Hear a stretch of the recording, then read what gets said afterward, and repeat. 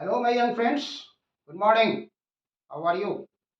मैं सुरेश सर फिर एक बार आपके साथ 11th का एग्जाम जैक बोर्ड का जो अप्रैल का जो प्रोबेबल डेट है, संभावित तिथि है, उसकी तैयारी आपने शुरू कर दी होगी। और आप बिल्कुल टेंशन मत लीजिए फिजिक्स पेपर के लिए। और जीत कर दिखाओ उनको, जीत कर दिखाओ उनको जो आपकी हार का इंतजार कर रहे हैं।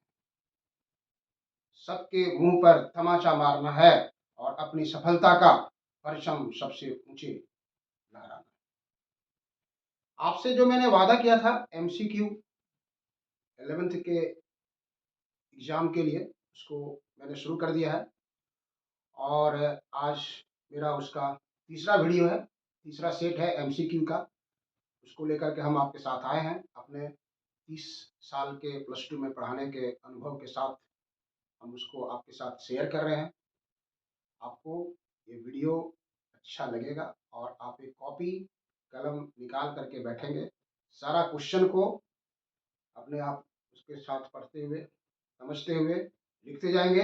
ये मेरा सेट आप देख रहे हैं जो हमने शुरू किया है, ये बायलिंगुअल है, इंग्लिश में भी है, हिंदी में, दोनों मीडियम साथ साथ लेके चल रहे हैं। आपको किसी तरह का प्रॉब्लम आता हो तो आप कमेंट बॉक्स में डालेंगे, हम उसको सुधारने की कोशिश करेंगे। वीडियो आपको अच्छा लगेगा, आप उसको लाइक करना, सब्सक्राइब करना नहीं भूलेंगे। यही मेरे लिए एनर्जी के रूप में काम करेगा। वेव जो आपके द्वारा वो शेयरिंग का या लाइक का या सब्सक्राइब का जो मेरे पास आएगा फिजिक्स की भाषा में, वो मेरे लिए एनर्जी का काम करेगा। चलिए हम चलते हैं आपकी सेवा में। सेट नंबर 3, आज का जो एमसीक्यू सेट है वो है सेट 3।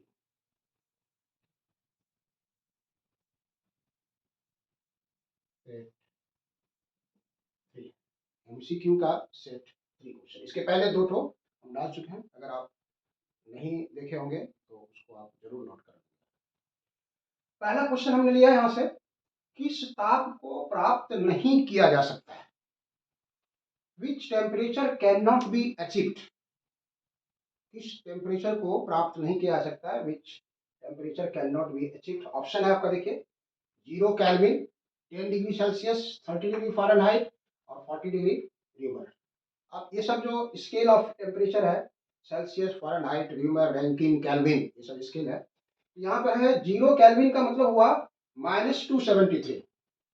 इसमें जो ग्राफ आप देखे होंगे, कि यहाँ पे इधर प्रेशर है और इधर टेम्परेचर का ग्राफ है। तो गैस का जो ग्राफ आता है किसी गैस का, वो इस ढंग से आता है। इसका मतलब है कि ये जो प्रेशर और टेम्परेचर का ग्राफ है, इसको पीछे अगर हम कहीं ले जाएंगे तो एक ऐसा टेम्परेचर मिलेगा जहां पर प्रेशर 0 हो सकता है, वॉल्यूम 0 हो सकता है। तो ये जो मिला था temperature, that is -273 degree Celsius. तो this -273 degree Celsius is called 0 kelvin. तो ये टेम्परेचर यहाँ से कहा है कि ये प्राप्त, मतलब practically, theoretically it is possible, practically is not possible. इसलिए किस ताप को प्राप्त नहीं किया जा सकता है? तो -273 डिग्री सेल्सियस मतलब 0 केल्विन का जो टेम्परेचर है वो हम लोग प्रैक्टिकली प्राप्त नहीं कर सकते। नेक्स्ट क्वेश्चन है, एक पतली वृत्तीय चक्ति के केंद्र पर एक वृत्ताकार छिद्र बना हुआ है, एक सर्कुलर डिस्क है, और यहाँ पर एक पतला सा होल बना हुआ है। चक्ति को गर्म करेंगे तो इसका डायमीटर क्या होगा? ये diameter, there is a circular hole at the centre of the circular disc, there is a circular hole at the centre of the circular disc. When the disc is heated, जब इसको गर्म किया जाता है, the diameter of the circular disc क्या होगा? बढ़ेगा, will increase, घटेगा, डिक्रीजेस, अपरिवर्तित, रिमेन सेम, और इसमें से कोई नहीं। तो आप एक्सपेंशन ऑफ सॉलिड्स को आप पढ़े होंगे, वहां पर 3 तरह का होता है, लीनियर एक्सपेंशन, एरियल एक्सपेंशन और वॉल्यूम एक्सपेंशन। तो उसमें आप पढ़े होंगे कि इस तरह के प्रॉब्लम्स में जब हम लोग हीट करते हैं तो विल इंक्रीज, ये बढ़ेगा, ये जो है डायमीटर इसका बढ़ेगा। तीसरा क्वेश्चन है, विन का विस्थापन नियम इसमें से कौन है? विन्स डिस्प्लेसमेंट लॉ इज, यहाँ देखिए 4 ऑप्शन दिया हुआ है, इस चारों में से आपको चूज करना है। विन्स डिस्प्लेसमेंट लॉ, कौन सा है? वीन का विस्थापन नियम। तो वीन का विस्थापन नियम जो रेडिएशन चैप्टर में पढ़ते हैं आप, Kirchhoff's law, Wien's law, Stefan's law, वहां पर आप पढ़े होंगे इस तरह से। वीन साहब ने क्या किया था कि रेडिएशन का ग्राफ खींचा था, इधर से रेडिएशन का ग्राफ खींचा था, इधर से एनर्जी था और इधर था वेवलेंथ। वेवलेंथ तो ग्राफ जो आ रहा था, मतलब ये टेम्परेचर के रूप में ग्राफ खींचा था उसका, तो ये इस तरह से आया था वेवलेंथ के रूप में, ये ऐसे आ रहा था। ये मैक्सिमम वेवलेंथ इसका यहाँ था, ये लैम्डा एम था, और ये एनर्जी इसका मैक्सिमम आया था, ये टेम्परेचर था T1। अगर इसका टेम्परेचर बढ़ा दिया गया था तो ये ग्राफ इस ढंग से आ जाता, इस ढंग से। मतलब एनर्जी अगर बढ़ते जा रहा, टेम्परेचर अगर हम बढ़ा दिए, T2 is greater than T1, इससे ज्यादा कर दिए, तो वेवलेंथ जो है इधर घटना शुरू किया था। मतलब lambda m is inversely proportional to absolute temperature. Absolute temperature body के एब्सोल्यूट टेम्परेचर के इनवर्सली प्रोपोर्शनल होता है। और यहां से इसको अगर आप हटाएंगे, lambda m equal to b by t, और lambda M into T that is b, that is constant, इसको विन्स कांस्टेंट कहते हैं। तो this is Wien's displacement law, this is Wien's displacement law. तो आप यहाँ चूज कीजिए, देखिए lambda M plus T, no, lambda M into T that is constant, lambda M into T that is constant, वो हो गया आपका Wien's displacement law. Now come to question number 4 पर आते हैं। देखिए क्या कह रहा है, 1 ग्राम बर्फ को 1 ग्राम वाष्प में मिलाने पर मिश्रण का टेम्परेचर क्या होगा? What will be the temperature of mixture when 1 gram ice is mixed with 1 gram vapor? तो आइस का टेम्परेचर आप जानते हैं नॉर्मली 0 डिग्री सेल्सियस, वेपर का टेम्परेचर जानते हैं आप नॉर्मली 100 डिग्री सेल्सियस। दोनों को आप मिला रहे हैं। 1 ग्राम आइस को मेल्ट करने के लिए अबाउट 80 कैलोरी हीट चाहिए। 1 ग्राम आइस को मेल्ट करने के लिए ये हीट चाहिए अबाउट 80 कैलोरी। और 1 ग्राम वाष्प को ठंडा करने के लिए जो वहां से हीट प्रोड्यूस होगा वो अबाउट 540 कैलोरी आएगा।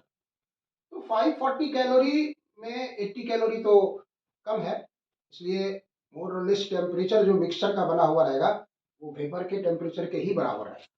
मतलब यहाँ देखिए ऑप्शन क्या है, 270 degree Celsius, 230 degree Celsius, 100 degree Celsius and 50 degree Celsius. इसलिए answer will be 100 degree Celsius, 100 degree Celsius जब आप दोनों को मिला देते हैं। चलिए आगे बढ़ते हैं, नेक्स्ट क्वेश्चन नंबर 5। ताप वैद्युत यंत्र के द्वारा मापा जाता है, इसको अंग्रेजी में कहते हैं हम लोग थर्मोपाइल। ये thermopile instrument is use to measure, इसको मेजरमेंट करने के लिए दिया जाता है। यानी कि ताप टेम्परेचर, तापांतर टेम्परेचर डिफरेंस, विकिरण रेडिएशन एंड चालकता कंडक्टिविटी। ये इसमें किस क्वांटिटी को मेजर करने के लिए ताप वैद्युत पुंज थर्मोपाइल का यूज किया जाता है। तो दिस इज फॉर रेडिएशन, विकिरण, विकिरण को मेजर करने के लिए थर्मोपाइल का यूज किया जाता है।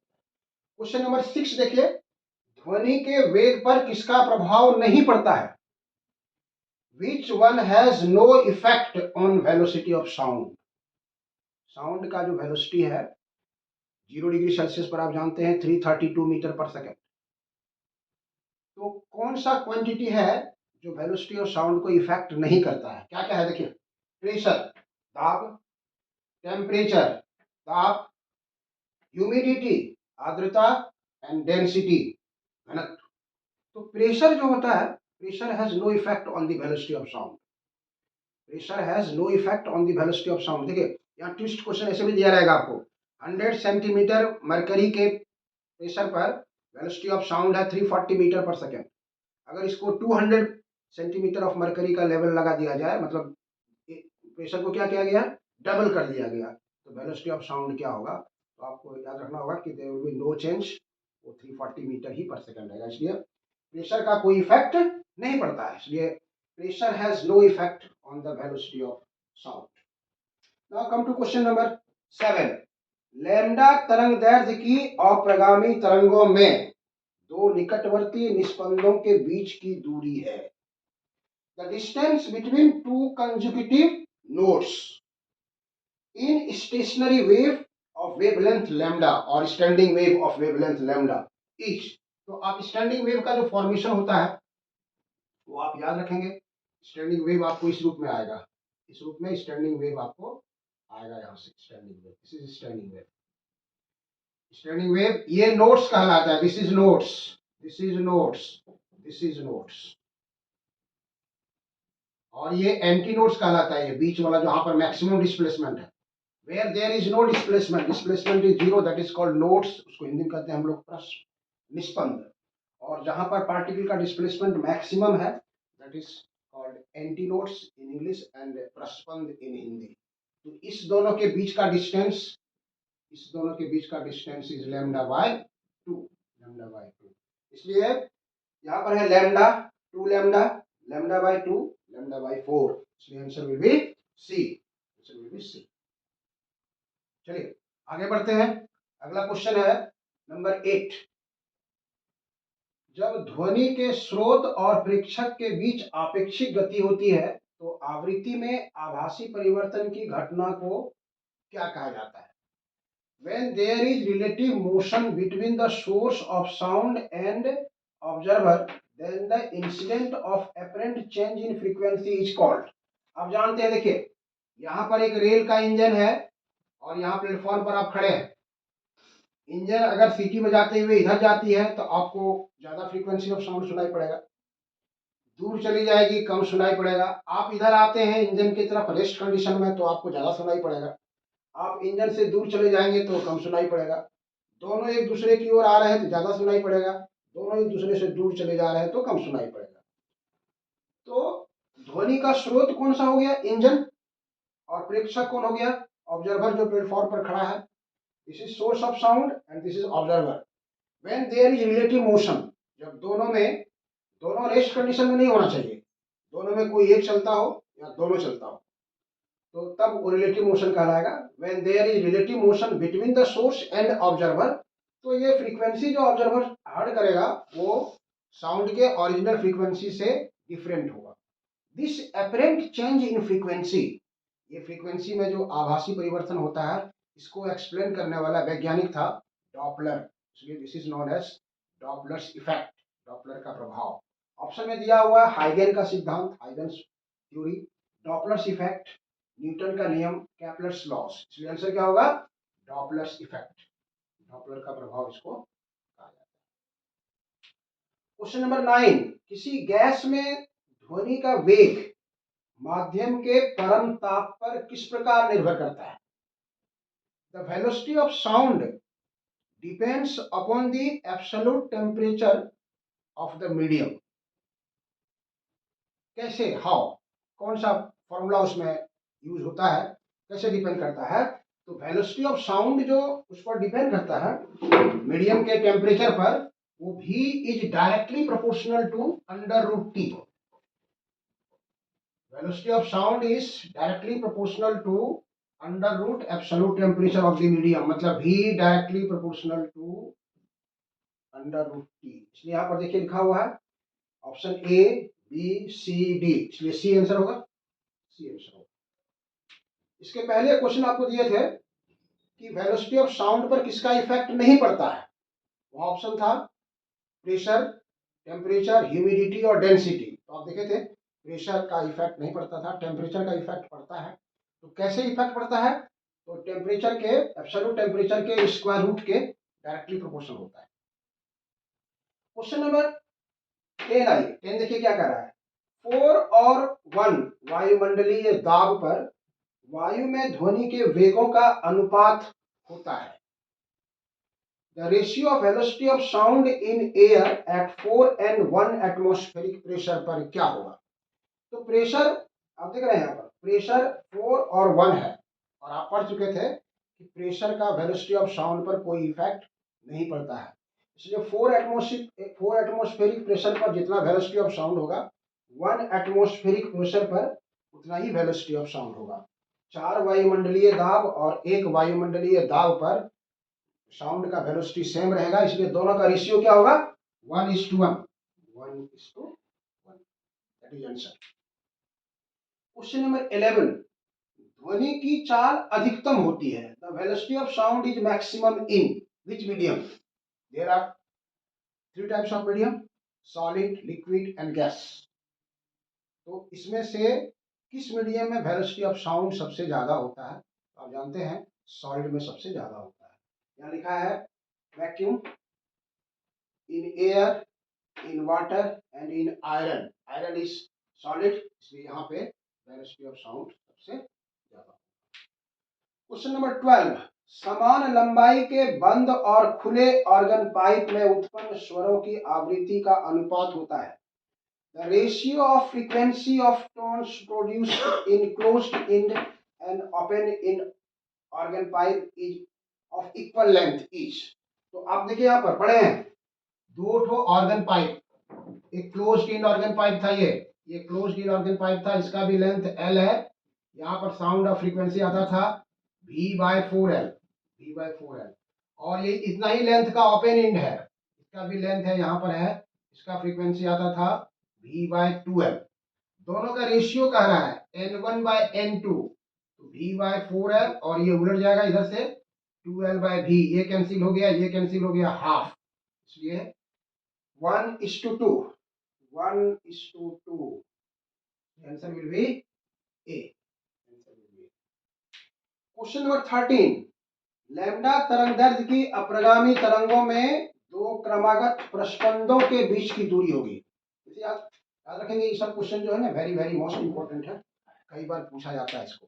The distance between two consecutive antinodes in stationary wave of wavelength lambda is. अभी आपको बताया गया था, इसके पहले एक ऑप्शन हमने डाला था एमसीक्यू में, वो था नोड्स का। तो यहाँ पे एंटी नोड्स की बात हो रही है, एंटी नोड्स की बात हो रही है, तो एंटी नोड्स आपका यहाँ पर है A1 और यहाँ पर है N2। इस दोनों के बीच का वेवलेंथ कितना, डिस्टेंस कितना होगा, that is also equal to λ/2। आप इसको याद रखेंगे, दोनों कंसेक्यूटिव होना चाहिए, दोनों लगातार नोड्स λ/2 और दो लगातार एंटी नोड्स, दो क्रमागत प्रस्पंदों, distance between two consecutive antinodes or two consecutive nodes is same, that is λ/2। इसलिए आंसर विल बी, यहाँ देखिए 2 लैम्डा, λ/2, λ/2। क्वेश्चन नंबर 14 इज, एक सेकंड लोलक का आवर्तकाल होता है। The time period of A second pendulum, second pendulum, second pendulum किसको कहेंगे, जिसका टाइम पीरियड 2 सेकंड होता है। ऐसा सिंपल पेंडुलम जिसका टाइम पीरियड 2 सेकंड होता है, that is known as second pendulum. Option है देखिए 1 सेकंड, 2 सेकंड, 3 सेकंड, 4 सेकंड, इसलिए इसका ऑप्शन होगा, आंसर होगा बी, 2 सेकंड। चलिए आगे बढ़ते हैं, अगला क्वेश्चन नंबर है 19। जब स्वरित्र द्विभुज की एक भुजा काट दी जाती है तो इसकी आवृत्ति क्या होगी? The frequency of A tuning fork when it's one side is cut, Bronx जिसको आप कहते हैं, ये है आपका tuning fork, this is your tuning fork, ये ट्यूनिंग फॉर्क है, आप जान रहे हैं। इस ट्यूनिंग फॉर्क का अगर एक साइड हम कट कर देंगे तो ये क्या हो जाएगा, लाइट हो जाएगा, हल्का हो जाएगा। हल्का हो जाने से क्या होगा, इसका फ्रीक्वेंसी बढ़ जाएगा, इसलिए इंक्रीजेस, बढ़ जाती है, इंक्रीजेस बढ़ जाती है। क्वेश्चन नंबर 20, सरल लोलक का आवर्तकाल T के लिए फॉर्मूला इसमें कौन सा है? The time period of a simple pendulum is, simple pendulum का रिकॉल याद कीजिए, सिंपल पेंडुलम में क्या होता था, एक लेंथ, ये स्ट्रिंग है, एक बॉब यहाँ लटका हुआ है, इसको हम लोग इसे ऑसिलेट कराते हैं, तो ये यहाँ से यहाँ तक बीच में ऑसिलेशन करता है। एक ऑसिलेशन में जो टाइम लगता है दैट इज टाइम पीरियड, वो डिपेंड करता है इस लेंथ पर, और जहां आप ऑसिलेशन करा रहे हैं वहां के उस प्लेस का एक्सेलरेशन ड्यू टू ग्रेविटी। तो फॉर्मूला इसका होता है T is equal to 2π√L/g, T equal to 2π√L/g। और अगर आप पिछले ऑप्शन में देखे होंगे, अगर इस T का वैल्यू 2 सेकंड है तब उसको हम लोग कहते हैं, इस पेंडुलम का नाम ही चेंज कर जाएगा, that is second pendulum. Question number 21 देखिए, किसी गैस के दाब P और उसके एकांक आयतन की ऊर्जा, गति ऊर्जा E में संबंध है। The relation between pressure P and kinetic energy of unit volume of a gas, unit volume of a gas is P equal to 2/3E, P equal to 2/3E, ये उसका प्रेशर का है, फॉर्मूला और energy के बीच। Question number 22, परम ताप T पर किसी गैस के अणुओं का वर्ग माध्य मूल वेग समानुपाती होता है। The root mean square velocity of the molecules of a gas is proportional to absolute temperature. How? कैसे? तो Vrms is directly proportional to under root T. Vrms is directly proportional to under root T. Question number 23, किसी gas के रुद्धोष्म परिवर्तन के लिए इसमें कौन सत्य है? Which one is correct for adiabatic changes of a gas? Gas का जो चेंजिंग होता था चार तरह का होता है, देखिए आप आती है isothermal change, adiabatic change, isochoric change, isobaric change. समतापी प्रक्रिया, रुद्धोष्म प्रक्रिया, समदाबी प्रक्रिया और सम आयतनिक प्रक्रिया। तो सम यहाँ कह रहा है कि रुद्धोष्म परिवर्तन, एडियाबेटिक प्रोसेस। एडियाबेटिक प्रोसेस में टेम्परेचर वेरी करता है, हीट कांस्टेंट होता है और उसका रिलेशन होता है PV to the power gamma equal to K. PV to the power gamma equal to K. और अगर आइसोथर्मल है, समतापी परिवर्तन, क्वेश्चन नंबर 24 देखिए, किसी गैस के समतापी परिवर्तन के लिए इसमें कौन सा सही है? Which one is correct for isothermal change? Which one is correct for isothermal change? तो आइसोथर्मल चेंज में क्या होता है? बॉयल्स लॉ को फॉलो किया जाता है। बॉयल्स लॉ, आइसोथर्मल चेंज में बॉयल्स लॉ को फॉलो किया जाता है और ये प्रक्रिया जो प्रोसेस जो होना चाहिए स्लोली, धीरे धीरे होनी चाहिए। तो बॉयल्स लॉ क्या है? पीवी इक्वल टू के। पीवी इक्वल टू के, पी प्रेशर एंड वॉल्यूम का प्रोडक्ट जो होता है दैट इज कांस्टेंट होता है। ये है आइसोथर्मल चेंज का relation between pressure and volume. ये था हम लोग का आज का ये वीडियो। आपको अच्छा लगा होगा, इसको आप शुरू से अंत तक देख करके कॉपी से फिर एक बार नोट कर लेंगे और सब्सक्राइब करेंगे, लाइक करेंगे, ताकि हमको आपका वेव के रूप में जो एनर्जी मिले, उसके साथ हम नए वीडियो के साथ आपको आएंगे। और अगला वीडियो जो होगा मेरा सेट 4 MCQ, हमने आपसे वादा किया है जब तक आपका जो प्रोबेबल डेट है जैक बोर्ड का 11th का एग्जामिनेशन का, वो अप्रैल 13 से संभावित तिथि है, तब तक हम आपके साथ बने रहेंगे और आप हर वीडियो को अच्छे ढंग से आप उसको बारीकी से वॉच करेंगे। हम अपने 32 साल के अनुभवों के साथ, 30-32 साल का जो मेरे +2 में पढ़ाने का अनुभव है, हम आपके साथ शेयर करते रहेंगे। आपको फिजिक्स में कहीं कोई प्रॉब्लम नहीं होगा। Thank you.